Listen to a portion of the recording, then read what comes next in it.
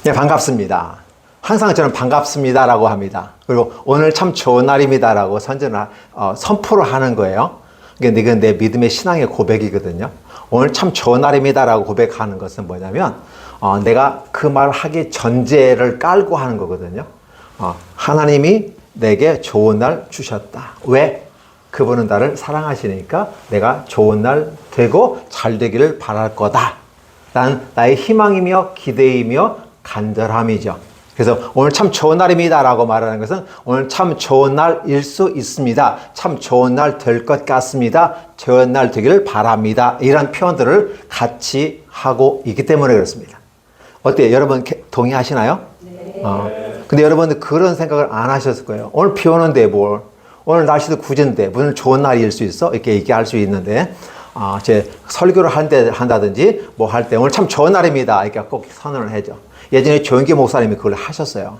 처음에 제가 짜증났었거든요. 뭐가 그렇게 좋다고 맨날 좋다고 하냐. 나는 좋지도 않은 일 많은데 지는 좋은 날이 많으니까 그러겠지. 근데 시간이 흘러가면서 그분의 생각을 나이가 들어가면서 생각해보니까 그렇구나라는 생각을 해요. 아니 내가 하나님이 나를 사랑한다는데 내 일이 잘 되고 좋은 날 많으면 좋지 않을까? 기대감을 가지고 하는 건데 그게 왜 내가 남이 한다고 해서 내가 기분 나쁘다고 해서 이렇게 내가 하지? 라는 생각을 해봤어요. 패배주의적인 생각이 나를 누르고 있었다는 생각을 해보게 됩니다.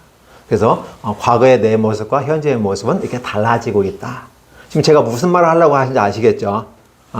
현재보다 미래가 더 중요하고 그렇죠? 현재는 과거를 기점으로 해서 현재가 이루어지고 현재를 기점으로 미래가 이루어집니다. 그러니까 여러분들의 미래는 어떻게 될까요?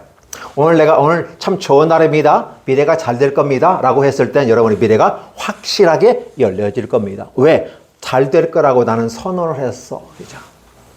물론 이제 하나님이 있느냐 안 있느냐 하나님 믿느냐 믿지 않느냐에 달라지죠. 저는 전제 조건을 깔아요. 하나님이 나를 사랑한다는 전제 조건을 가지고 이렇게 하는 겁니다. 그래서 여러분도 그렇게 하면 좋지 않을까라고 해서 제가 여러분에게 한번 추천해 드리는 것이고요. 그래서 오늘 참 좋은 날입니다라고 하는 거죠. 그래서 이 좋은 날이 되려면 그건 어떻게 될 것인가? 성경에 보면 이런 말 나와요. 어린아이가 장래일을 얘기한대요. 어린아이가 무슨 장래일을 얘기할 수 있어? 지금은 직업에 대한 걱정, 염려들이 많아서 짭코리아라든지 기타 다른 데서 직업 체험들을 하게 됨으로써 내 미래는 꿈은 뭐가 될 거다. 이 어린아이들의 꿈을 장래를 얘기하려고 하게끔 만들어 주고 있는 교육 시스템이 갖춰져 있어요. 근데 예전에는 그렇지 않았다. 그래서 이제는 어떻게 된다? 어린아이가 장래일을 얘기할 수 있도록 하는 시스템이 이제는 사실은 영적인 차원에서 이루어졌지만 현실적인 차원에서 복지라는 개념으로 함께 이루어지고 있고 그렇죠. 젊은이들은 꿈을 꿀 것이다. 꿈이라는 개념은 비전이라는 말을 쓸 수 있어요. 이게 하늘로부터는 꿈이야. 내가 이 땅에 태어날 때 나에게 주어진 어떤 나에 대한 계획이 있어요. 그 계획이 비전이에요. 그래서 그 비전들을 이루어가는 거죠. 그리고 노인은 뭐 한다? 노인들이 꿈을 꾼대요. 이게 사실 거꾸로 된 거죠. 어린아이가 꿈을 꾼다는 말을 봤는데, 그렇죠? 어린아이가 장래일을 얘기해요. 사실 노인이 장래일을 얘기해야 되거든요. 근데 반대되는데 그런 현상이 나타난다는 거죠. 현실적인 부분 속에서는 이해가 안 되지만, 믿음의 세계에서 보면 어린아이라 할지라도 장래를 얘기할 수 있고, 젊은이가 비전을 가지고 나이 든 사람이 90세 할머니가 박사학위에 도전하고 학사학위에 도전하고 그 다음에 80세에 한의학에 도전하고 근데 왜 80세에 도전하냐? 아내가 막아서 못했대. 우리 먹고 살게끔 해놓고 네 꿈 펼쳐. 근데 이 양반은 계속해서 하다가 이제는 나이가 먹고 이제 나 되지? 그래가지고 드디어 한의대를 갔어요. 그래서 그분이 하는 게 뭐냐면 젊은 사람과 똑같이 페이스를 맞추지 못하더라도 나는 내 페이스로 가겠다. 그러니까 다른 사람은 4년 하면 난 8년 공부하겠다. 이런 식으로 하는 거예요. 그러면서 천천히 맞춰가되 중요한 건 뭐냐면 내가 한의사 자격증 따가지고 뭐 하려고 하는 게 아니라 배워서 남 가르치면 좋겠다. 배 아프다면서 그럼 여기 만져봐. 머리 아프다면서 여기 만져봐. 침은 못 넣더라도 많이 문질러줘. 그러면서 이제 가르쳐 주면서 좀 나은 삶을 살겠다라는 생각을 갖고 있는 거죠. 제가 이런 비유를 지금 계속해서 듣는 것은 뭘까요? 현재보다 다음, 그렇죠? 오늘보다 내일을 꿈꾸는 어떤 그런 모습이 아닐까. 저와 여러분의 가치는 어디에 있을까? 현재를 살면서 미래를 사는 것이 저와 여러분입니다.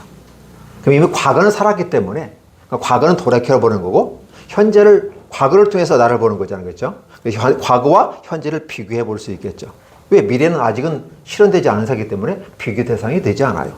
과거의 내 모습과 10대 때, 20대, 30대, 40대, 50대, 60대의 모습과 현재 나의 모습은 어떻게 차이가 있는가를 보는 거죠.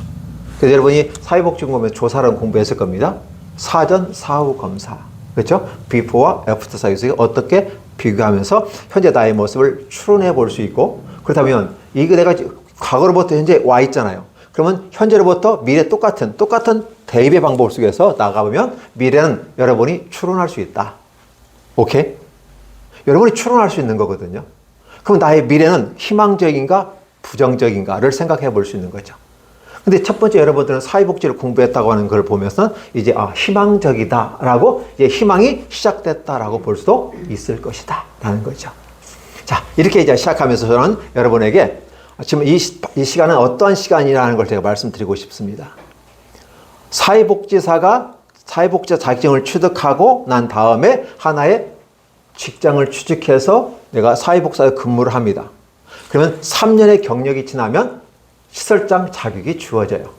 그러면 여러분들은 계속해서 사회복지사로 가서 60세까지 마무리할 수도 있고, 여러분이 3년 이상 경력한 다음에 시설장 자격을 취득한 다음에 센터를 설립하거나 수탁을 받거나, 그렇죠? 그렇게 진행될 겁니다. 그러면 이제 센터장으로 갔다, 아니면 내가 센터를 해봤다, 그러면 평생 죽을 때까지 그거 하겠죠. 그러다가 정년하면 끝나게 될 겁니다. 그러면 그 다음에 또 뭐 하죠? 센터장은 60까지 일할 수 있고 사회복지사는 60세까지 일할 수 있습니다. 근데 센터장은 65세까지 할 수 있는 기회가 주어졌어요. 그 다음에 여러분은 어떤 걸 선택하는 게 좋을까요? 60세까지 하고 딱 해서 끝나볼까요? 여러분들에게 제가 추천하는 것은 3년의 경력이 생기면 쭉 가시다가 어느 시점에서는 여러분이 점프하시라는 거예요. 그 점프라는 개념은 센터를 설립하거나 센터장으로 가거나, 센터장 간다 개념보다도 센터장으로 들어가면 결국은 내가 고용된 입장의 시설장이 되는 거니까, 아니면 내가 센터에 직접 운영해 보겠다는 꿈을 가져볼 수도 있지 않을까요? 그럼 대개 보면 여기서 되게 끝나요. 그렇죠? 저는 여기서 한 단계 더 꿈을 한번 꾸어보는 거죠. 그 꿈이 무엇일까? 바로 여기에 복지 백화점입니다. 백화점은 100점인데 복지라는 단어가 붙었다고 하는 것은 저 디파트먼트에서 그 모습이 아니라 복지의 영역 다양한 모습이 펼쳐지겠구나라는 이미지를 가질 수 있잖아요. 그래서 저희가 지역아동센터를 운행하면서, 그리고 하다 보니까 부득불 내 뜻대로 된 건 아니지만 2개의 지역아동센터를 운영하게 되어 있습니다. 자, 그래서 지구촌과 라이프 지역아동센터를 운영하게 되어 있고, 그 모습 가운데서 이제 사회적 협동조합이라고 하는 걸 만들게 됩니다. 즉 법인을 만들게 되는 거죠. 원래는 이게 잘 안 됐던 거고 국가에서 협동조합에 해를 하면서 풀어주었는데도 불구하고 제약 조건들이 많아서 아동센터 하는 사람으로서는 할 수 있는 조건이 없었어요. 그래서 포기하고 인천대학교 우리 행정학과 행정교수님 쫓아다니면서 방법 없을까요? 그랬더니 방법 없어. 아동센터를 벗어나서 한번 해봐. 이런 식으로 얘는 없었어요. 그런데 이제 이런 모습 가운데 안 되는데 보건복지부가 문을 열어주었습니다. 그리고 권장하기 시작했습니다. 그러니까 원래 막아서 못하게 했던 것을 문을 열어주고 권장하는 상태. 그러다 보니까 이제 꿈을 가진 사람들은 사회적 협동조합을 만들게 됐죠. 사회적 협동조합과 협동조합은 차이가 있습니다. 협동조합이라는 개념은 이익을 창출하는 사람들이 법적인 차원에서 내가 이렇게 모임을 가지고 단체 형성해서 하나 이익을 취하고 단체성을 갖고 있는 거죠. 사회적이라는 단어가 들어가면 이익 추구보다는 어떻게 해요? 이익 추구도 있지만 결국은 사회적이라는 단어는 비영리 개념이 들어갑니다. 그래서 사회적 협동조합은 비영리로서 하나의 사업들 하는 하나의 법인으로서 인정받게 되는 것이죠. 그래서 보건복지부에서 승인을 해 주었습니다. 그래서 초창기 때는 저희가 지구촌 센터와 라이프 센터 이렇게 2개 되어 있는데, 라이프 센터는 약간의 인원 변경하게 되면 이 공간의 비율이 차이가 있어서 집어넣지는 않았어요. 그래서 친구인 신곡지역아동센터를 영입해서 지구촌과 심지를 해서 심지 이름을 쳤습니다. 그것도 이름도 공개해서 의견들을 모아서 머리 글자 써가지고 심지했는데, 이건 심지라는 단어를 얘기할 때마다 많은 사람이 좋아하더라고요. 그래서 사회적 협동조합 심지라고 하는 법인을 만들게 되었습니다. 그래서 지금 저는 하나의 지역아동센터 아니면 어떤 시설 단계를 넘어서서 하나의 법인을 만들고 그 법인 아래 밑에 집어넣는 형태로 취하게 되는 것이죠. 자, 그래서 어제 지금 제가 여러분들에게 말하는 것은 복지백화점을 좀 꿈꾸고 있다. 그럼 여러분들은 사회복지사에서 어느 정도까지 꿈을 꿀 것인가? 어느 곳까지 꿈을 꾸어 나갈 수 있을까를 생각해 보는 거죠. 여러분 지금 식사 끝나면 모든 과정 마치면 자격증 받을 겁니다. 그러면 그걸 가지고 내가 돈을 잘 버는 사람들은 당능면으로 던져놓고 아무리다 나중에 마지막에 할 때 필요하면 꺼내 쓰겠지 하고 던져놓을 거고, 아니면 자격증 받고 바로 직장에 취직할 수도 있을 겁니다. 그렇죠? 그러면 어느 세월에 내가 나름대로 내 꿈을 펼쳐갈 수 있을까? 그렇죠? 여성분들은 되게 많이 일을 합니다. 남성이 이제 사회복지계에 들어와 있어요. 저도 남성이고. 그러면 솔직히 여성분들은 남자가 벌어오니까 부수적인 차원에서 같이 맞춰서 한다 치더라도 남자가 사회복지에서 계속 끝까지 갈 수 있을까? 라는 질문을 던져보았을 때 한 분 여기서 저희 센터에서 했던 젊은 멋있는 친구 있어요. 7가지 땄는데도 불구하고 그 친구 자격증 던져놓고 딴 일하고 있어요. 열심히 해서 자격증하고 7 시험에 합격도 하고 열심히 했는데 남자 입장에서 가정을 꾸려가야 됐잖아요. 수입이 적으니까 자격증을 던져놓고 다른 일을 하고 있더라고요. 이런 부분들이 많아요. 그래서 저와 여러분들께서 과연 사회복지사가 꿈을 꾸되 끝까지 꿈을 꾸고 나갈 수 있을까를 생각해 보는 거죠. 그래서 오늘 이 시간에 제가 여러분에게 말씀드리고자 하는 것은 바로 꿈은 어디까지 꿀 수 있을까? 그러면 뭐 이렇게 다른 사례를 들고 얘기하는 것보다 현재 여러분이 실습하고 있는 이 기관과 이 센터에서 우리 법인 내에서 함께 생각해 보는 건 어떨까? 그러면 과연 제가 꿈꾸자 하고 만들어가는 이러한 것들이 현실적으로 가능한가를 한번 생각해 보는 것은 어떨까 생각합니다. 괜찮겠죠? 자, 그러면 사회적 협동조 심지 복지백화점 운영 시스템에 대해서 말씀을 드리고자 합니다. 저는 이사장으로 되어 있습니다. 자, 여러분 복지를 되게 시작하면 어떻게 할까요? 복지의 시작은 어디서 볼까? 복지라는 개념이 뭘까? 복이 되는 땅, 복이 되는 지역, 복이 되는 방법? 그럴까요? 그럼 복지를 어디서가 복지가 시작이 될까 한번 생각해 봅니다. 최초의 복지는 어디였을까요? 에덴 동산이었습니다. 근데 에덴 동산에서 죄를 짓고 쫓겨난 아담과 하와가 있었다는 사실을 기억하십니까? 되게 복지론에서 이거 갖고 오지는 않아요. 성경에 있는 내용이니까. 저는 그러면 최초가 인간이 아담과 하와잖아요. 그럼 아담과 하와에게 복지가 필요했을까 없었을까? 최초에 있었을까요 없었을까요? 복지 필요하다? 필요하지 않다? 필요하다. 에덴 동산에도 복지가 필요했을까요? 거기는 생명실과가 있고 먹으면 죽지 않을 수 있는 영원히, 그것은 노동이라는 단어가 없었어요. 그러니까 따먹으면 돼요. 그리고 흐를 마시고 따먹고 영생할 수도 있어요. 영생의 가능성까지. 왜? 그때 당시 죄를 짓지 않았으니까.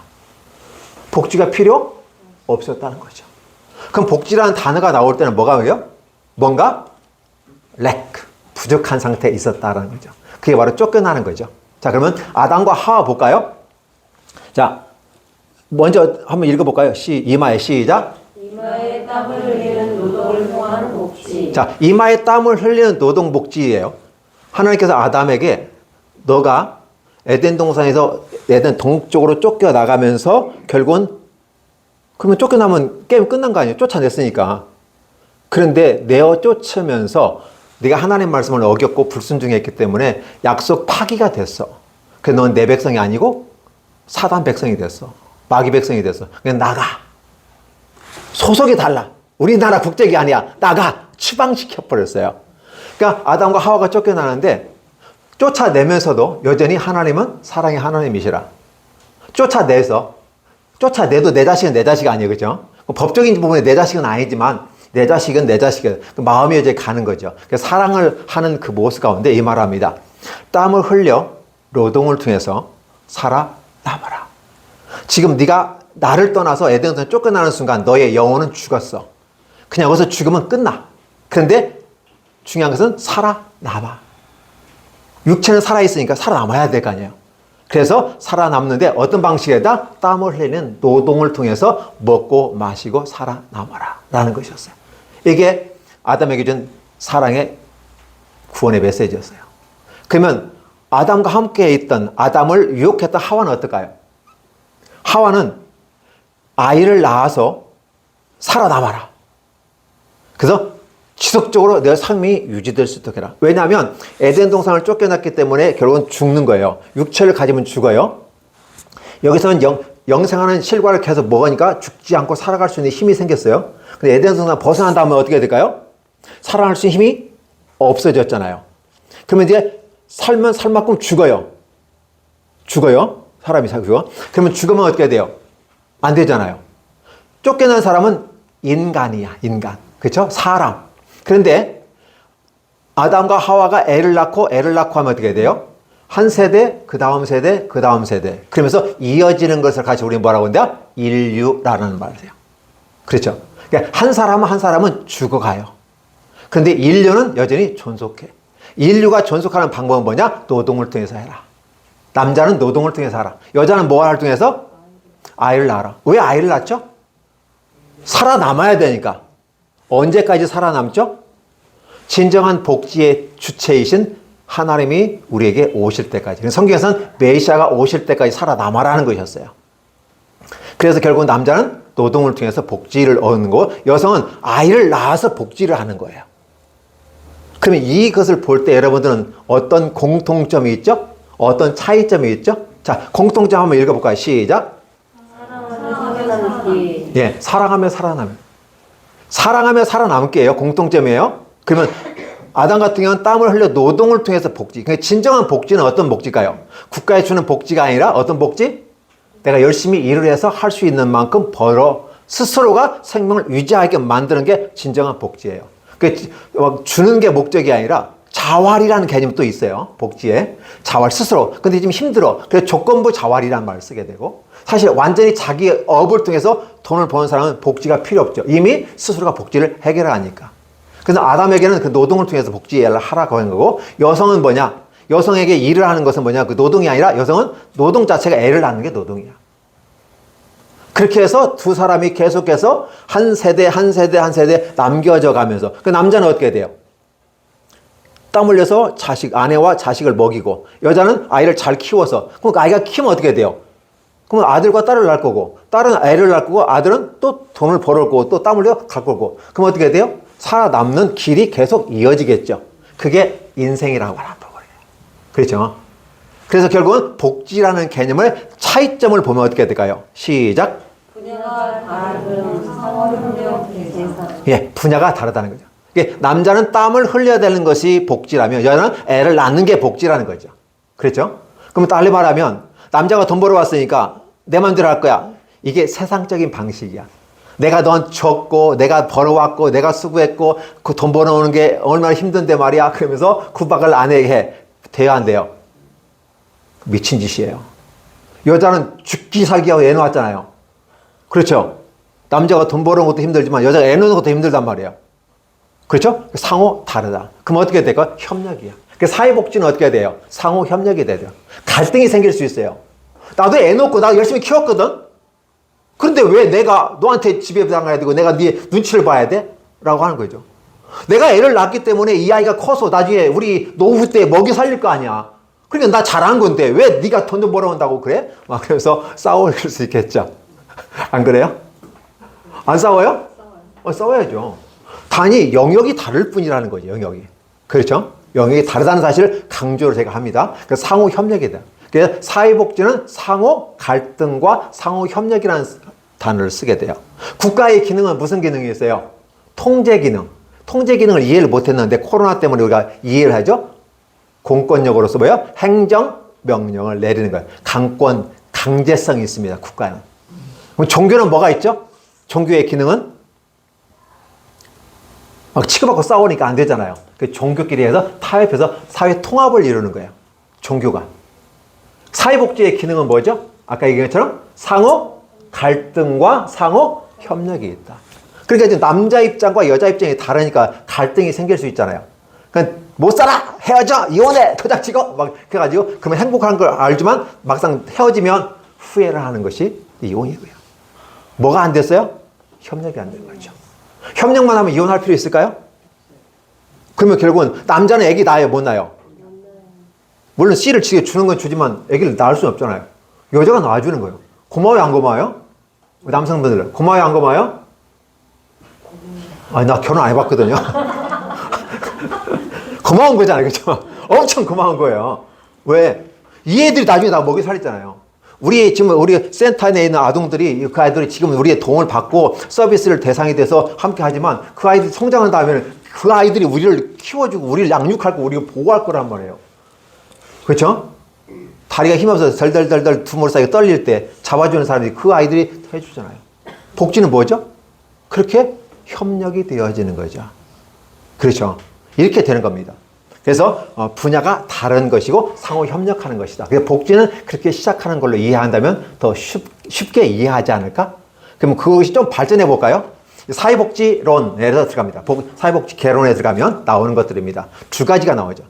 자선조직협회 COS, C는 캐릭터죠. 자선이란 말, 오르가니제이션, 그래서 협회라는 단위고요. 자, 그러면 또 한 가지 인보관 등. 자, 우선 먼저 인보관은 나중에 나오는 거죠. 전쟁이나 기타 여러 가지 문제 속에서 문제가 생겼어요. 교회는 그때 당시 한 지도급의 상징이었어요. 그러니까 교회에 다니는 사람들은 굉장히 잘 되고 형통하고 잘 되는 사람이요. 그러다 보니까 사랑을 실천하라고 설교에서 말을 하니까 사랑을 실천하려고 자원봉사로서 이 사회에 나가서 전쟁의 고아나 이런 나그네 또 과부들 이런 분들을 도와주기 시작했어요. 자원봉사 개념이에요. 그걸 우리는 수혜를 했다. 어떤 은혜를 베풀었다. 수혜론을 얘기하는 거죠. 그래서 이제 그들의 모습 가운데 근데 그들의 대차가 누구였어요? 기독부인들. 예수 믿는 전도자들이나 여성분들, 예수 믿는 집사님들, 되게 이런 분들이 자원봉사 개념으로 이웃을 도와주기 시작하는 것이죠. 그래서 그걸 자선조직협회가 나중에 형성되는 거죠. 처음에는 개인이 했고, 그다음에 교회가 했고, 근데 그런 것을 단체로 만들어서 자선조직협회로 만들었겠죠. 자, 이런 부분 속에서 가다 보니까 그런 것을 어디에 기초했다? 하나님의 사랑에 기초해서. 내가 너를 사랑한 것처럼 너도 내 이웃을 사랑해 라고 성경의 가르침을 따라 사랑에 기반해서 실천한 거죠. 이러다 보니까 근데 이런 거 가운데서 우리가 볼 때 우리 현재는 이걸 뭐라고요? 선별복지. 그렇죠? 선별복지라는 말을 쓰게 되고 되게 보수층에서 이런 얘기를 많이 해요. 좀 복지도 이렇게 두 가지 관점에 따라 달라집니다. 그러면서 이제 결국은 뭐냐면 그때 당시 아무것도 없었기 때문에 네가 가난하고 그런 건 네 책임 아니야? 이렇게 되는 거죠. 난 너한테 도와주는 거야. 이게 잘 된 거예요? 못 된 거예요? 좋은 거잖아요. 그런데 이제 부정적인 의미를 자꾸 따지다 보니까 도와주는 건 좋은데 굉장히 뭐 갑질하는 것 같고 도와주면서 생색내는 것 같고 이러다 보니까 뭐예요? 나는 우월하고 넌 내가 주고 그럼 넌 감사해야 돼. 이렇게 되는 거잖아요. 그러다 보니까 무슨 문제가 생겨요? 아니 내가 가난하고 싶어 가난했냐고. 내 신분이 그랬고 내가 노예고 전쟁터에서 내가 고아가 되고 근데 내 책임이냐고. 전쟁이 내 책임이냐고. 그러면서 생각할 때 이 하는 사람들이 해결돼야 안 돼요. 문제가. 안 되잖아요. 안 되니까 뭐 해요? 인보관 운동이 펼쳐지기 시작하는 거예요. 그러면 대상들이 교수와 학생들 주축으로 배운 사람들 중심으로 이루어지기 시작합니다. 그래서 이 문제는 개인의 문제가 아니라 사회 책임이다. 국가 책임. 이 사회라는 개념은 국가를 얘기합니다. 사회 책임이다 라고 얘기하는 거죠. 그래서 이제는 어떻게 돼요? 예전에 수혜론에서 수권론이에요. 그러니까 지금은 복지를 받는 게 눈치 보고 커져 내가 얻어먹고 내가 받고 내가 도움받으니까 눈치 보면서 그런 게 아니라 지금 어떤 상태예요? 당당하게 동사무소 가가지고 이런 어떤 복지 혜택 나한테 알려주시고 그러면 내가 뭘 어떻게 신청하면 되죠? 내가 받을 권리를 가지고 수권이에요. 이런 복지를 시작하게 되면 수혜론에서 수권론으로 가게 될 겁니다. 그러면서 국민으로서 권리가 바로 어려울 때 도움 받을 수 있는 권리다. 복지권이 복지권. 그렇죠? 그래서 여러분들이 그런 모습으로 가게 되는 것이죠. 그래서 이제 인보관 같은 경우는 되게 어떻게 가요? 되게 보편복지를 가게 되죠. 정치사에서 보면 이게 또 우리 민주당이 이제 보편복지를 강조하고 국민의힘이 선별복지를 강조하죠. 이 선별복지의 장점과 단점이 있고 보편복지의 장점과 있고 단점이 있습니다. 이런 것들을 우리는 생각해 보는 거죠. 관점에 따라 달라지는 거죠. 이 사회가 그만큼 미시적인 접근을 하다 보니까 그런 거죠. 처음에 시작할 때는 이렇게 자선조직협회가 먼저 시작했고 그래서 기독교에서 사랑의 기반으로 됐다. 그런 거죠. 그럼 이제 이게 이제 인보관 운동의 보편복지를 가게 되면 어떻게 되면 사랑의 기반은 사랑의 기반인데 어떤 사랑의 기반이냐? 하나님께서 아가페적인 사랑으로 하라고 하는 부분에 자선 조직 협회가 있다면 인보관 운동은 하나님의 사랑이 아니라 인간 사랑의 개념으로. 인간이면 누구나 만물의 영장으로서 권리가 있고 그렇게 되는 거죠. 인간은 무조건 인간이기 때문에 보호받아야 된다는 거예요. 그리고 인권이라는 이름으로 접근하는 것이 되게 보편복지에서 얘기하는 부분입니다. 그러나 사실은 그렇지 않죠.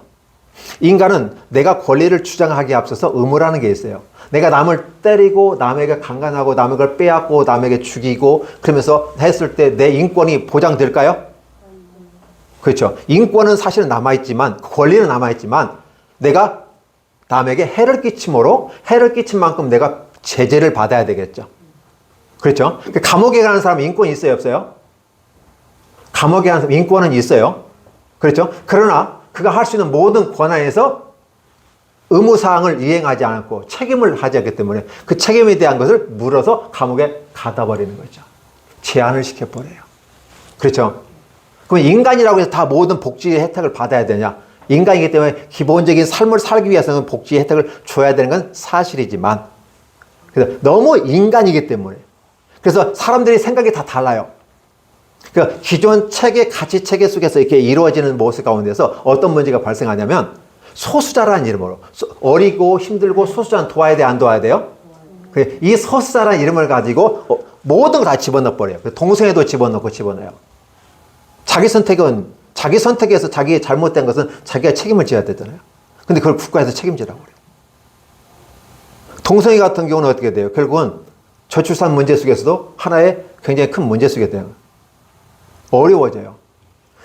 기존의 전통과 체계를 부수면서까지 가는데 인간의 권리라는 이름으로 하게 되면 좀 어렵지 않을까. 동성애자들 이 말 들으면 데모할 겁니다. 우리도 국민이고 우리의 권리가 있다. 그러니까 인간 중심의 사랑으로 가는 게 그러한 부분이 있다라고 보는 거죠. 그러나 선별복지가 좋으냐 보편복지가 좋으냐는 것은 답이 아니에요. 되게 보면 일반적으로 보면 정리해보면 보편복지를 모든 인간은 다 복지의 대상이다 라고 보는 거죠. 이게 잘 나가는 저 대기업의 회장님도 복지 대상자입니다. 근데 워낙 잘 나가니까 내 복지 내가 하는 거야. 그러니까 그들은 사실 복지 대상에서 제외시켰을 뿐이죠. 그 사람도 복지 대상이다. 모든 사람이 다 보편복지를 대상입니다. 그러나 그 가운데서 잘하는 사람은 어떻게 된다? 키우고 밀어줘야 하지 않을까? 그렇죠. 못하는 사람 밀어줄 필요는 없잖아요. 딱 그래서 말해서 잘하는 사람 밀어줘야죠. 이게 선별복지입니다.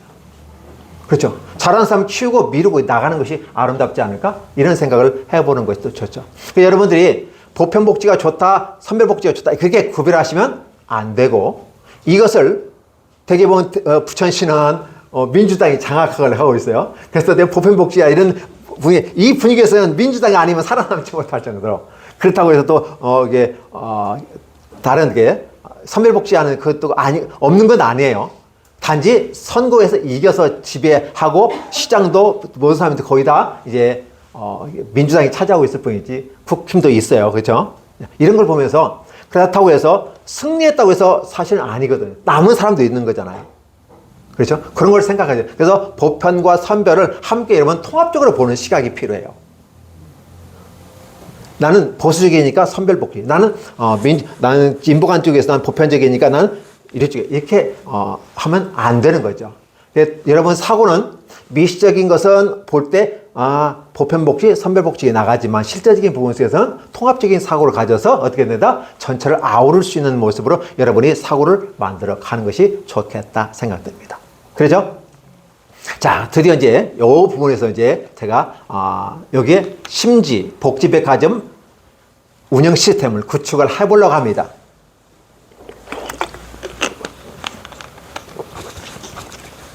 복지는 영역이 너무 넓어요. 그래서 제가 나름대로 너무 넓기 때문에 이렇게 집약해서 정리하지 않으면 헷갈릴 수가 있어서 아동, 노인, 장애 이런 식으로 구별했습니다. 그래서 4가지 영역 속에서 나가는데, 자, 아동, 청소년. 아동, 청소년 같은 경우는 지금 어떻게 되냐면 이용시설과 생활시설이 있어요. 그죠? 노인도 주간보호센터가 이용시설이고 양로원 같은 거, 요양원 같은 건 생활시설이 있죠. 그죠? 장애인도 마찬가지고요. 장애인, 그래서 요 영역으로 준비하고 이 마지막 여기에 지원 네트워크라고 하는 것은 뭐냐면 어떻게 지원해 볼 수 있을까? 외부적인 시스템, 조직들을 만들어서 지원할 수 있는 그런 모습으로 이 네 가지를 합니다. 그러면 이렇게 네 가지 하는 목적이 뭘까라는 거죠. 자, 오른쪽 한번 읽어볼까요? 시작. 통합. 돌봄 시스템 구축. 예, 이 톨봄을 구축하는 데 목적이 있어요. 두 번째 시작. 복지의 효율성과 효과성 창출. 자, 효율성과 효과성이란 뭔지 아시죠? 효율성은 뭐 대비, 뭐뭐 대비 얼마 이렇게 되는 거잖아요. 그래서 효율적이다. 효과성이라는 건 결과를 얘기합니다. 그렇죠?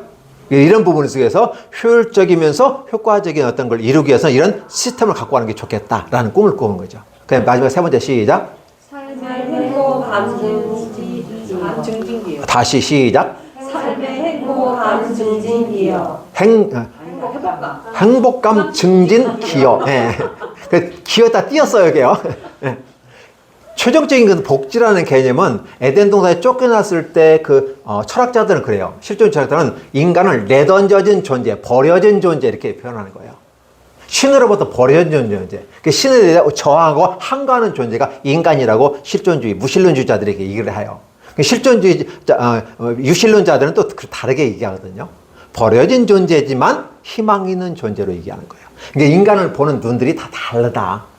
어느 것이 정답은 없다라는 거죠. 그럼 우리 통합적 사고 중에서 하는 것은 어떨까? 그래서 복지라는 개념을 우리가 실현하는데도 그렇게 하면 좋지 않을까 생각해 봅니다.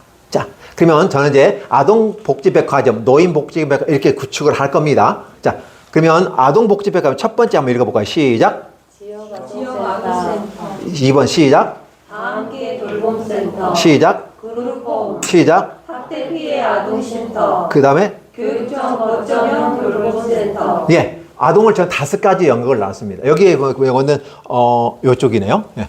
교육청에서 지금 3개월의 시스템을 가지고 지금 시범 사업을 하는데요. 여기에는 지역아동센터에 대한 오해가 하시는 분들이 많아요. 혐오 시설로 오해를 하시고 지금도 지역아동센터를 마치 옛날 보육원처럼 이상하게 고아원처럼 생각하시는 분들이 있어요. 아니에요. 지역아동이 좋아요. 그래서 아동센터를 보내기를 꺼리고 마치 학원같이 가볍게 이용할 수 있고 필요하면 왔다 갈 수 있는 건데 이 교육청 상에서 학교에서도 하지만 그 틈새 시장을 노리면서 하는 게 있어요. 가장 편하고 부드러운 느껴지는 게 교육청 거점형 돌봄센터입니다. 지금 현재 이 공간에서 시범 사업을 하고 있는 겁니다. 두 번째는 여러분 옆에 있는 지역아동센터.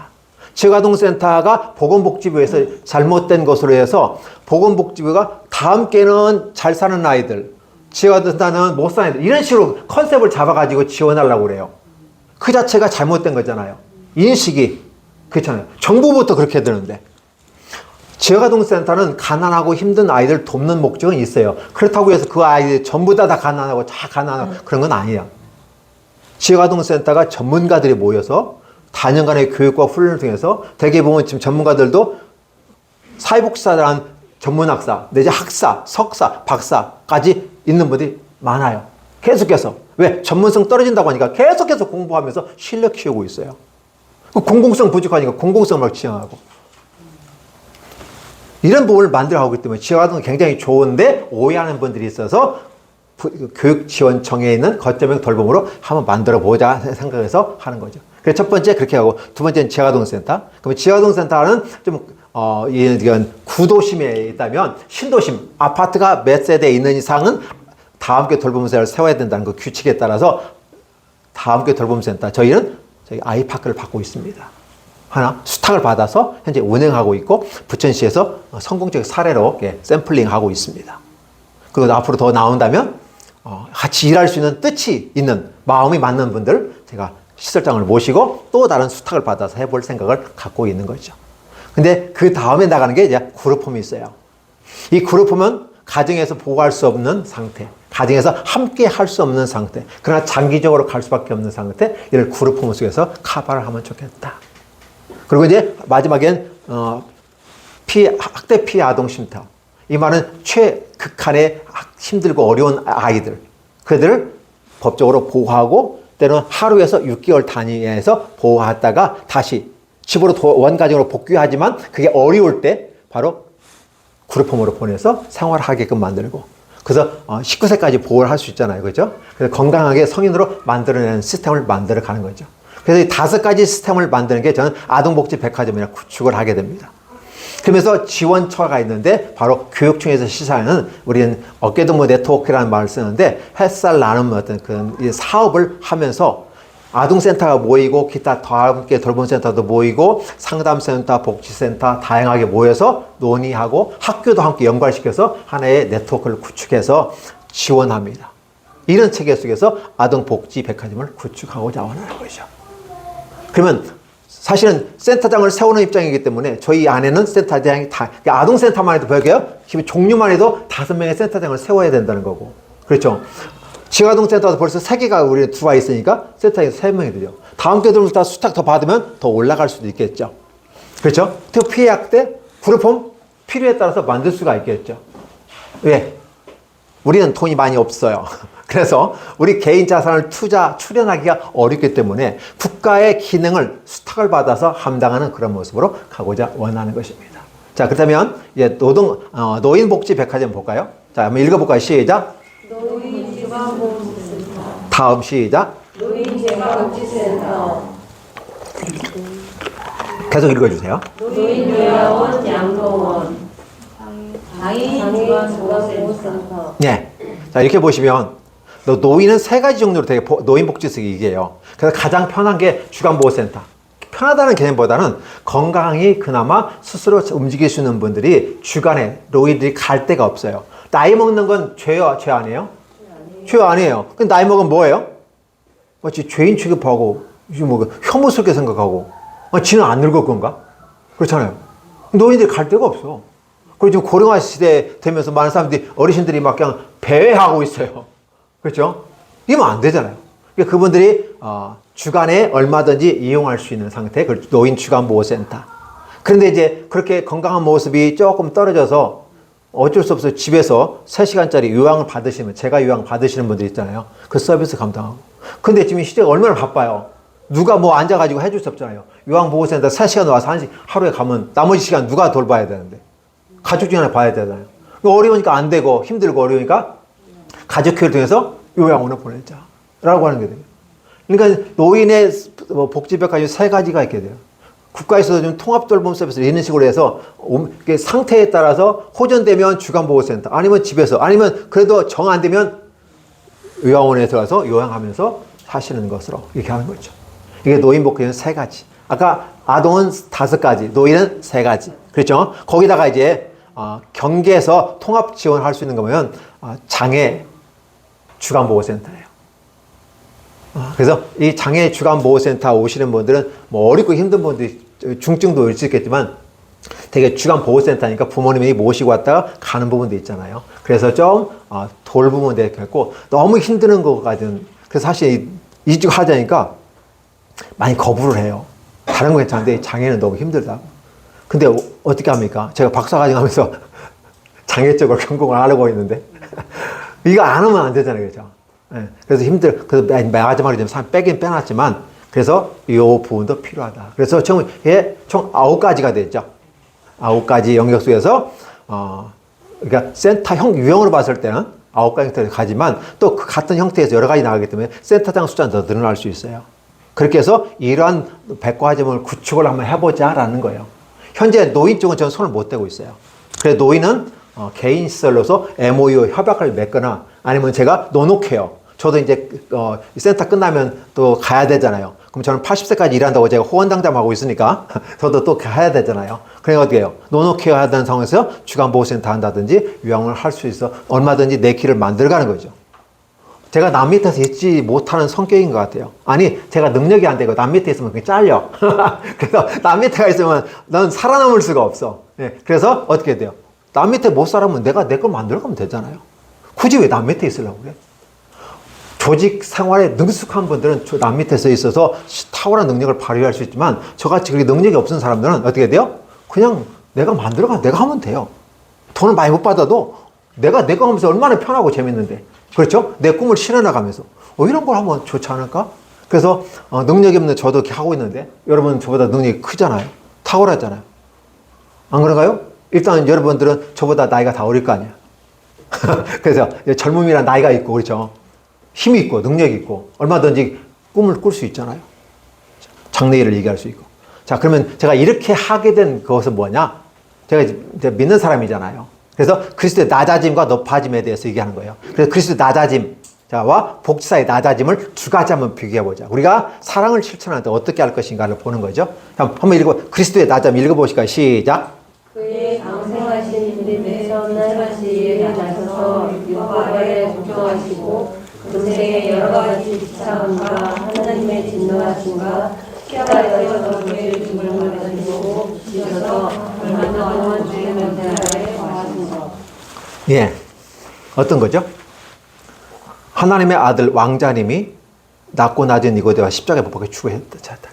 낮아졌거든요. 그럼 여러분이 사회복지사로서 어느 정도까지 낮아져야 될까?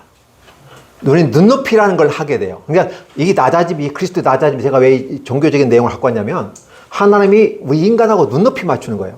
여러분이 사회복지사로 들어가게 되면 여러분은 권력자예요. 클라이언트에 대해서. 노인이든 아동, 여러분들은 사회복지사 선생님이고 권력자이고 힘을 가진 사람이야. 클라이언트는 여러분의 도움을 받을 사람이야. 그럼 여러분 위에서 군림하시겠어요? 눈높이 해야 되죠. 눈 맞춤으로 여러분이 낮아져야 돼요. 어느 정도까지 낮아지냐는 거예요. 그 기준이 없어. 그래서 우리의 기준은 우리가 신앙으로 사랑으로 하기 시작하기 때문에 예수님이 도대체 어디까지 낮아졌느냐? 자기를 죽여서 피를 흘리기까지 우리를 사랑하신 그것까지 내려가는 것이 종교적인 차원, 기독교적인 차원에서 신앙적인 차원에서 맞는 건데 과연 사회복사는 어느 정도까지 내려가야 될 것인가? 조금만 내려갈까요? 그래도 클라이언트하고 눈을 맞춰야 될 거 아니에요? 그죠? 눈높이를 맞춰서 복지를 실현해야 하는 것이 바람직하지 않을까? 그런 생각입니다. 그래서 내가 낮아짐에 있어서 어느 정도까지 낮아질 것인가는 여러분이 결정할 거 아니겠어요? 그렇죠? 그래서 기준을 제가 정하는 것은 바로 하나님의 왕자님이시고 하나밖에 없는 유일하신 분이 죄가 없는 분이 죄 있는 사람의 모습으로 와서 내려오는 것도 낮아짐이시지만 그 십자가에 못 박혀 책임을 지고 대신 죽어주시는 이런 희생의 모습까지 감당했다. 그럼 우리는 그렇게까지는 못하더라도 어느 정도까지는 낮아져야 하지 않을까? 이런 생각을 해보죠. 여러분은 어느 정도까지 낮아져야 된다고 생각할까요? 예수님은 1, 2, 3단계 낮아졌다. 하늘로서 땅에 내려온 것. 첫 번째. 그렇죠? 그 다음에 자기가 십자가에 못 박혀 죽으신 것. 2단계. 그 다음에 모든 사람을 구원하는 일까지. 그렇죠? 3단계를 보면 여러분은 어느 정도까지 낮춰야 될까요? 여러분의 숙제입니다. 스스로 자기 자신에게 질문을 해야 돼요. 내가 예수님을 따라갈 수는 없지만 예수님만큼은 못하더라도 조금 흉내는 내야지 않을까? 눈높이로, 클라이언트 눈높이? 그렇죠? 애들 놀 때 아까 배드민턴 쳐주고 연습하더만. 배드민턴 같이 해서 같이 놀아주는 단계. 애들하고 게임도 안 되잖아요. 근데 놀아주는 상황에서 같이 낮춰지는 그런 것들이 사회복지사로서 낮아짐의 자세 아닌가 그런 생각을 합니다. 그래서 복지백화점을 할 때 제가 막 백화점이라고 막 거대한 기업을 만들고 막 해서 경제증을 주고 사회적 지위를 얻어서 성공 사례 가지고 얘기하려고 하는 게 아니라 낮아지고 사랑 실천하려고 노력을 합니다. 자, 그렇다 보면 여러분들은 이제 높아지면 돼요. 그럼 사회복지사는 맨날 낮아지고 참 찌질하고 힘들고 우울한 삶을 살아야 됩니까? 맨날 바라보는 사람이 힘든 사람 바라보는데 그럼 나도 우울해지는데 때로는 우리는 높은 삶을 살아야 되죠. 어디까지 높아질까? 자, 그리스도의 높아짐과 사회복지사의 높아짐. 자, 그리스도의 높아짐 빨간 글씨 읽어보세요. 시작. 사흘 만에 죽은 자 가운데서 살아나신 것과 하늘로 올라가신 것과 하나님 아버지의 우편에 앉아 계신 것과 마지막에 세상 심판하러 오시는 것. 예. 자, 결국은 이제 낮아지면 결국은 어떻게 해요? 치고 올라올 것밖에 없잖아요. 그럼 여러분 높아지면 어디까지 높아질까요? 이게 바로 여러분의 꿈입니다. 가능성입니다. 이건 부천시에서 지속 가능한 도시가 되기 위해서 어떻게 지속적으로 발전하고 성장할 수 있을까를 꿈꿔보는 거죠. 그래서 각 전문가들, 민간위원들이 시작해서 발표도 하고 막 그러거든요. 시 50주년 기념해가지고. 자, 그런 것처럼 여러분 어디까지 올라갈까요? 여러분이 교만해지라는 게 아니에요. 자만, 오만 아니에요. 여러분의 마음에 자존감을 키워가라는 거죠. 그게 바로 그리스도의 장성한 분량이라고 성경에서는 기록하거든요. 내가 굉장히 마음이 높아져요. 자존감이 높아지고 자존심은 낮아져요. 그러면서 여러분이 풍성한 삶을 살 수 있도록 만들어가는 거예요. 비록 내가 대하고 서비스 제공하는 그들은 힘들고 어렵지만 그래 눈높이 내가 낮아졌지만 내 삶은 여전히 내 삶도 하나의 나도 복지의 대상자잖아요. 그럼 만들어가기 위해서는 어떻게 돼요? 내 삶이 풍성해져야 되잖아요. 그래서 꿈꾸는 사회복지사. 말이 돼야 안 돼요? 월급 받고 끝나는 인생이 아니라 꿈꾸는 사회복지사. 제가 지금 그걸 해보려고 노력해요. 아직 완성되지 않았어요. 그러나 지금 시작하고 있어요. 제가 시작할 때 제가 제 개인적인 욕심이 아니라 하나님께서 원하시는 길. 그래서 나는 가는데 내 발걸음을 인도해 주십시오. 라고 기도하면서 가요. 만약에 내가 가는 게 욕심이고 어떤 그런 직업적이고 경제적인 이익을만을 위해서 간다면 하나님 막아주십시오라고 기도합니다. 왜냐하면 제가 나중에 죽어서 하나님 앞에 심판받을 때 다 타요.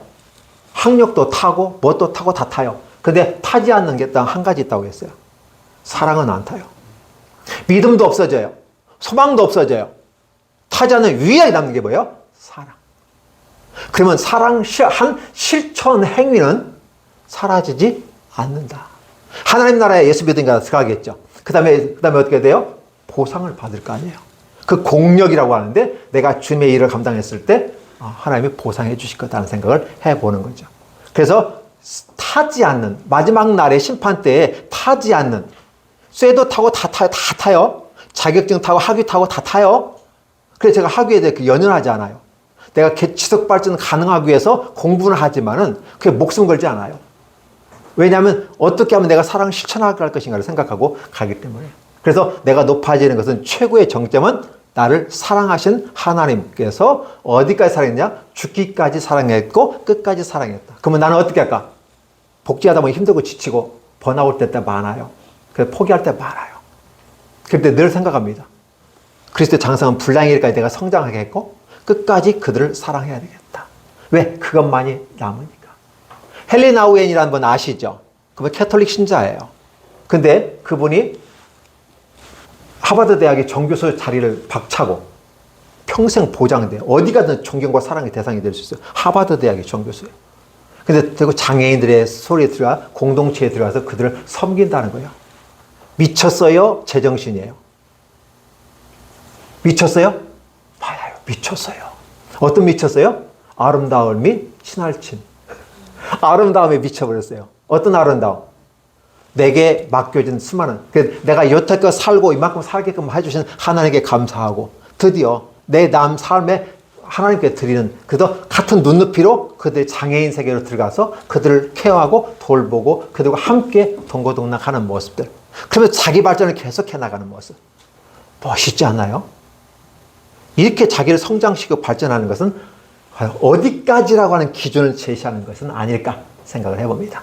자, 그래서 우리가 하나님께서 우리에게 준 계명이 10계명이 있는데 그 10계명을 전체 또 10번째가 나오는데요. 그걸 전체적인 걸 같이 해보면 한번 빨간 글씨 읽어보면 시작. 우리 서로를 만족히 여기며 이웃과 악을 있는 모든 것에 대하여 의롭고 사랑하는 마음을 품으라는 것. 예, 사랑하는 마음을 품는 겁니다.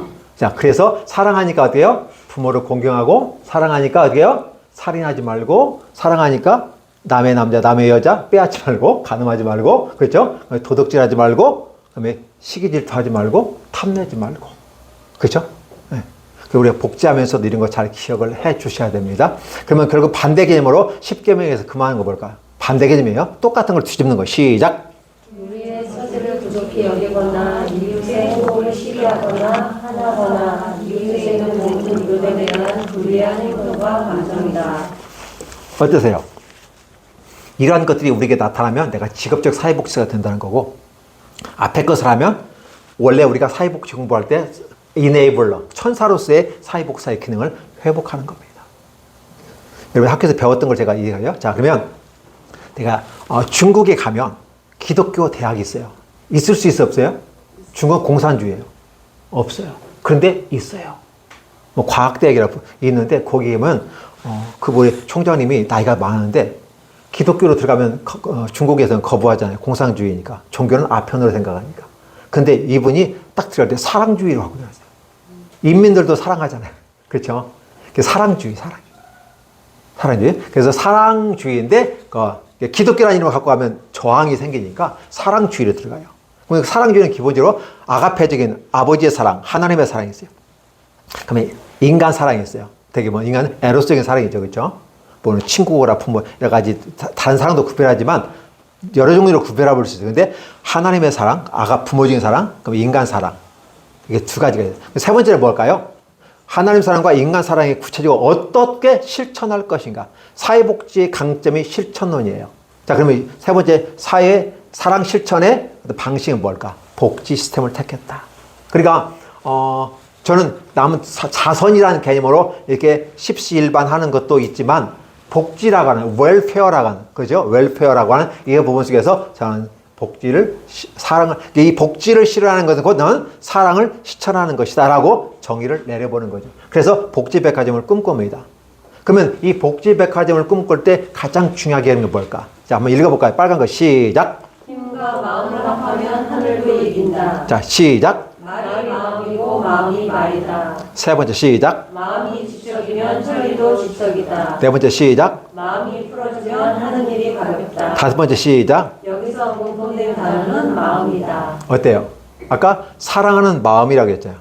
십계명을 줬을 때도 그런 뭐들 하라 하지 말라고 귀찮게 따진다고 따지고 들지 마시고 그 모든 건 하나님을 사랑하고 이웃을 사랑하라는 사랑하는 마음을 한 거다. 그러니까 복지백화점을 제가 꿈꾸는 건 뭐냐면 사랑을 어떻게 실천할 것인가라는 질문을 던지는 거예요. 근데 그 방식이 저는 복지를 택하겠다. 근데 복지를 택하는데 뭘 하겠다? 돈으로 하는 것은 복지지만 마음으로 복지를 시작하겠다. 그 마음속에 돈도 들어가지만 결국은 마음으로 하는 거죠. 마음이요, 이거 뭐 힘과 마음을 합치면 하늘도 이긴대요. 하늘을 이긴다고 하잖아요. 그죠? 마음이 뭐야? 이거 뭐야? 말이 마음이고 봐. 결국은 마음속에서 생각한 것이 말로 나오고 그 행동이 되어지고 행동이 습관이 되고 습관이 돼 문화가 되잖아요. 그럼 여러분 사회복지사로서 어떤 문화, 자기만의 어떤 트렌드, 자기만 어떤 트렌드 가지고 갈까? 여러분만의 트렌드를 만드세요. 자기만의 이미지를 만드세요. 이해하셨어요? 그거 없이 가면 인생 불행하다고 생각합니다. 자기만의 트렌드 갖고 가세요. 지금 트롯이라든지 기타 무슨 어게인성 해가지고 노래 프로그램도 하잖아요. 그때 그 평가자들이 하는 처음에는 난 노래만 잘하는 자들이 하면서 철학들이 있더라고요. 딱딱 지적해 주는데 굉장히 확실하게 지적을 해줘요. 자기만의 트렌드로서 자기만의 색깔로서 노래하는 구를 만들어라. 나훈아하고 남진하고 유명하죠. 나훈아하고 남진이 같아요, 틀려요? 공연 방식이나 말하는 거나 전혀 다르죠. 그렇죠? 근데 가수라는 공통점인데 다른 모습으로 가요. 자기만의. 여러분 사회복지사로 갈 때 자기만의 그 트렌드를 만드는데 어떤 트렌드를 내가 만들어갈 것인가. 여러분 자신에게 문제예요. 아이고 끝나면 자기 받으면 냉장고에 근데 장롱에 던져놓고 다른 거 할 거거든요. 저 이거 안 할 거거든요. 예, 안 해도 좋아요. 여러분 하지 마세요. 사회복지사 자격증 받고 사회복지사 하지 마세요. 그리고 나가서 돈 많이 버세요. 그리고 그 번 돈 가지고 신나게 쓰세요. 재밌게. 그리고 잉여 자산이 좀 있잖아요. 사회복지기관에, 사회복지시설에, 어려운 시설에 기부하세요. 그럼 여러분 사회복지사 이런 것보다 더 큰 환영과 존경을 받을 겁니다. 그럼에도 불구하고 난 사회복지 하겠다. 사회복지 꼭 하세요. 후회하지 마시고. 열심히 하세요. 그런데 꿈을 꾸면서 하시라는 거죠. 마음을 가지고. 자, 그래서 사랑 실천 방법을 제가 한번 모색해 봤어요. 제가 지금 마을목 협동조합 속에서 제가 총무 기능을 하고 있어요. 나이 드신 분들, 저도 나이가 좀 들었지만 저보다 더 많은 분들이 있어서 제가 이렇게 같이 총무 기능을 하고 있는데 거기서 할 때 한 분 목사님을 만났는데 그 목사님은 세이비어 교회, 미국에 있는 세이비어 교회의 어떤 그 방식을 취해요. 그분은 뭐냐면 자, 한번 읽어볼까요? 시작. 국가로 시작. 국가로부터 완전 독립, 무지원. 무지원. 밑에 시작. 독자적 인간 자본을 유입하여 진행함. 네. 이번 현재 부천역 주위에서 지금 열심히 사업부터 하고 있는데 청개구리 버스라고 아실 거예요. 이정아 대표 있고 그런 부분들인데 그분들은 국가로부터 돈을 준다고 해도 안 받아요. 민간 기업이야 민간 단체로부터 받아요. 그리고 그걸 통해서 두 군데 월세 내고 운영하면서 카페 운영하면서 식사 제공하고 청소년 하고 사업부터 해나가요. 저는 그분 보고 놀랬어요. 저도 그렇게 하고 싶은데 저는 믿음이 없어가지고 뭘로? 맨손으로. 제가 워낙 가난해가지고 맨손으로 뭘 하기가 그렇거든요. 맨 땅에 해당을 해야 되는데 노력을 하는 거죠. 근데 그분은 실제 해서 성과를 이루고 있어요. 물론 사모님이 엄청나게 힘든 그 몸이 다 망가질 정도로. 그럼에도 불구하고 세이비어 교회의 자기 가치를 추구하면서 그 길을 걸어갔어요. 근데 딱 보니까 나는 그렇게 할 수 있는 자신이 없는 것 같아. 그래서 저는 다른 방식, 밑에 방식을 취합니다. 밑에 방식 읽어줘. 시작. 국가의 기능을 수탁받아 실천함. 민간 자본의 유익을 도입하여 협약을 통한 실천함. 국가와 민간 자본을 활용하여 병행함. 예, 저는 이걸 하고 싶습니다. 첫째, 내가 믿음이 그게 크진 않은 것 같아요. 그분들보다. 그래서 더 중요한 건 뭐냐면 국가의 기능들을 하고, 국가는 해야 될 일이 있어요. 모든 국민에 대한 수권자로서의 그 국민들에게 복지 혜택을 줘야 된다는, 실천해야 된다는 당위성이 있어요. 그럼 국가가 다 할 수 없어. 그래서 저는 수탁받겠다는 거예요. 그러면 국가에서 일정 금액 이렇게 주고 이렇게 해가지고 시설을 움직이는데, 내가 돈이 없으니까 국가의 돈, 어차피 국가가 할 거 내가 수탁받아서 한다. 근데 개인은 안 주니까 법인으로서 한다. 이렇게 나가서 나가는 거죠. 자, 그 방식 하나. 그 다음에 또, 그래도 아무리 없다고 해도 아동센터 만들 수 있는 돈은 있잖아요. 그죠? 내가 할 수 있는 건 만들어. 민간 자본, 내 개인 자본 집어넣어. 그렇죠? 그리고 아울러 나 말고 또 다른 자본을 갖다가 집어넣는 거죠. 이런 통합적인 시스템을 나는 하겠다. 그래서 위에 있는 세이비어 교회의 모습을 지향하는 이러한 스타일의 한 모습을 보면서, 아, 그렇구나. 저분은 저분들의 스타일을 가는 거고 나는 이 스타일로 가면 되겠구나라는 분명한 경계선을 가지고 구분점을 가지고 갑니다. 그래서 사랑 실천을 어떻게 할 거냐, 복지 실천을 어떻게 할 거냐는 거죠. 그래서 나는 통합적인 시스템을 하겠다. 그래서 수탁받을 건 수탁받고 개인적으로 할 건 하고 민간자한테 MOU 협약체계에서 만들어갈 수 있는 건 만들어가겠다. 그래서 9가지 형태로 만들어가지만 이걸 어떻게 다 해요? 했을 때 저는 통합이니까 가능하거든요. 얼마든지 그렇게 할 수가 있다는 거죠. 자, 그래서 제가 이 일을 하면서 과연 내가 잘했냐 못했냐, 그 여러분이 사회복지사로서 실습생들 같이 모여있잖아요. 또 직장 내에서 같이 했을 때 동료에게 듣고 싶은 말이 있다. 즉 이런 사회복지 개념은 사랑을 실천하는 모든 과정 속에서 내가 가장 듣기 싫은 소리가 있다. 나 이런 소리 안 듣고 살고 싶다. 이런 한번 목표를 정해봤어요. 요 내용은 뭐냐면 어떤 그 모임에서 이 내용을 했어요. 가장 듣고 싶은 소리 적어보기. 그래서 발표하고 막 그런 식인데 제가 그걸 사진을 찍어가지고 몇 개 기록해 놨습니다. 한번 읽어볼까요? 자, 동료에게 아니면 제가 지금 여러분들에게 아니면 또 민간 이런, 여러분 CMS 나갔을 때 소개할 때 복지시설 다 복지사들 다 도둑놈들이야 이렇게 암묵적으로 이렇게 하는 게 말도 있거든요. 자, 그렇다면 그런 소리를 들을 수밖에 없는 여러 가지 사건들이 있잖아요. 들을 수밖에 없고 또 들어야 되는 거. 그러나 사실 듣고 싶지 않는 얘기. 자, 한번 읽어보겠습니다. 시작. 오해하고 따지며 덤벼드는 말과 투. 자, 이건 뭔지 아시겠죠? 이거 오해하고 던지고, 이건 제가 직접 경험한 겁니다. 실습생한테 이렇게 지도했는데, 이런 식으로 따지고 들었어요. 당황스럽습니다. 서약서에 뭐라고 써있죠? 세 번째, 슈퍼바이저의 말과 지도를 다른 단어 써 있어요. 전혀 다른 모습을 하니까, 내 딸은 열심히 하고 했는데, 막 이런 식으로 들으니까 황당했었어요. 자, 두 번째, 시작. 핑계, 변명, 책임 전가. 듣고 싶지 않죠?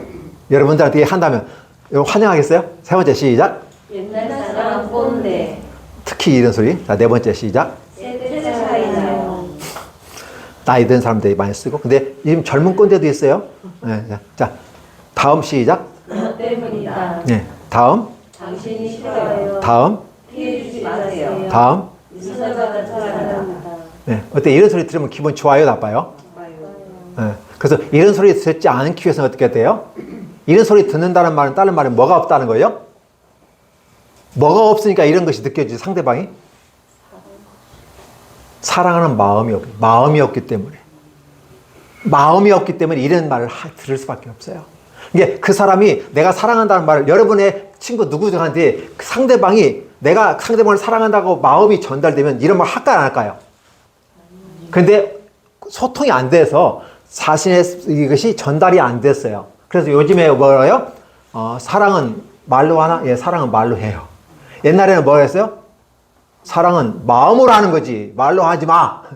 어르신들, 그렇죠? 연세 드신 분들 그렇게 가르쳤어요. 그래서 막 좀 이뻐하면 자식은 그렇게 이뻐하는 게 아니야. 마음으로 이뻐하는 거야. 막 지금 어떻게 돼요? 교육 심리학자들이 해서 따르면 사랑은 말로 하세요. 당신이 말하지 않으면 상대방은 전혀 몰라요. 사랑은 마음이 있어도 전달되지 않아요. 전달은 뭐예요? 전달 체계 속에서 행정론이잖아요. 전달이 돼요. 그 전달이 말로 전달이 되기 때문에 말로 하라고 하는 거예요. 그렇죠? 그래서 이런 부분들을 그래서 이 부분의 가장 강점은 뭐냐면 마음이 없다. 복지하면서도 사랑하는 마음이 없으면 어떻게 해요? 오해해요. 아니 나한테 열심히 하는데도 때로 상대방이 그렇게 받으면 어떻게 돼요? 이런 말 들을 수밖에 없어. 이런 소리 안 들을 수 없어요. 듣더라도 여러분이 10분 이런 소리 들을 수밖에 없는 구조이다. 그러나 가능한 이런 소리 안 들었으면 좋겠다라고 생각하는 것이 좋지 않을까요? 그렇죠? 자, 이렇게 하면 이제 반대가 돼야 되겠죠?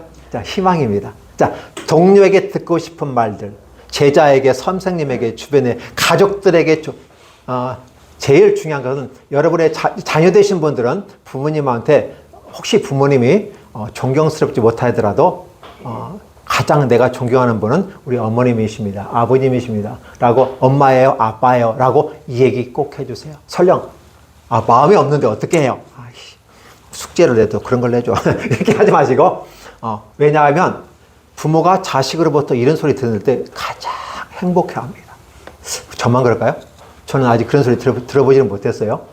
저는 제가 사과를 했기 때문에 제 자식들한테 사과를 했어요. 그렇기 때문에 이런 소리 전 해주면 좋고 안 해주면 말고. 근데 저는 듣고 싶어요.